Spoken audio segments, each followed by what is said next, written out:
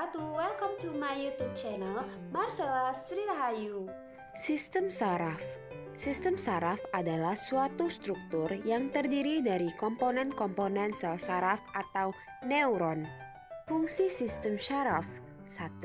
Menerima informasi dari dalam dan luar tubuh. 2. Mengkoordinasikan informasi. 3. Memberikan respon terhadap informasi. Struktur sel saraf. Dendrit berfungsi untuk menerima atau mengantarkan rangsangan ke badan sel. Nukleus atau inti sel berfungsi untuk mengenali informasi yang diterima dan meneruskannya. Selubung mielin mempercepat laju rangsangan. Nodus Ranvier loncatan dari impuls saraf. Akson berfungsi untuk menerima atau mengantarkan rangsangan dari badan sel. Dan akson terminal berfungsi sebagai penerima rangsangan atau tempat pertukaran informasi. Sistem saraf terbagi menjadi dua, yaitu saraf pusat dan saraf tepi atau perifer. Sistem saraf pusat terdiri dari otak dan sumsum tulang belakang.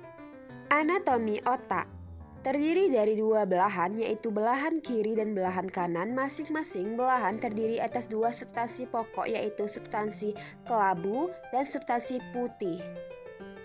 Otak depan terdiri atas otak besar atau cerebrum, talamus, hipotalamus, dan infundibulum. Otak besar atau cerebrum merupakan bagian otak yang paling besar dan terbagi menjadi 4 lobus. Otak tengah terletak di depan otak kecil. Di dalam otak kecil terdapat colliculus superior yang merupakan pusat pergerakan mata. Selain itu juga terdapat colliculus inferior berfungsi sebagai pusat pendengaran tertentu. Otak belakang terdiri dari otak kecil atau cerebrum, berfungsi mengatur pergerakan otot, keseimbangan kerja otot dan rangka, serta mengatur sikap dan posisi tubuh. Medula oblongata berfungsi untuk gerak tak sadar seperti bernafas, menelan, batuk, bersin, dan lain-lain.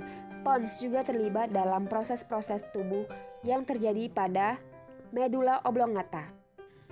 Sumsum tulang belakang atau medula spinalis terdiri atas dua lapis substansi, yaitu substansi putih di bagian luar dan substansi kelabu di bagian dalam. Berfungsi membawa rangsangan dari seluruh tubuh menuju otak dan membawa respon dari otak ke efektor untuk menanggapi rangsangan. Fungsi ini dapat dilakukan karena medula spinalis membentuk percabangan ke seluruh bagian tubuh yang disebut saraf tepi. Macam-macam sel saraf berdasarkan fungsinya. Neuron motorik atau eferen menghantarkan impuls yang sudah diproses oleh sistem saraf pusat lalu diantarkan ke efektor.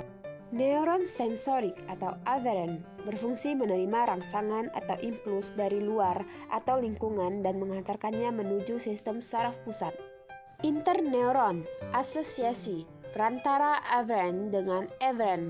Sistem saraf perifer parasimpatik menyipitkan pupil mata, merangsang sekresi atau kelenjar ludah, memperlambat bronki di paru-paru, memperlambat denyut jantung, merangsang aktivitas lambung dan usus.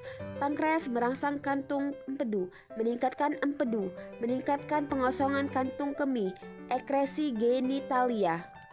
Simpatik melebarkan pupil mata, menghambat sekresi kelenjar ludah, merelaksasikan bronki di paru-paru, mempercepat denyut jantung, menghambat aktivitas lambung dan usus, menghambat aktivitas pankreas, merangsang pelepasan glukosa dan hati, menghambat kantung empedu, merangsang medula adrenal, menghambat pengosongan kantung kemih, meningkatkan ejakulasi dan kontraksi vagina.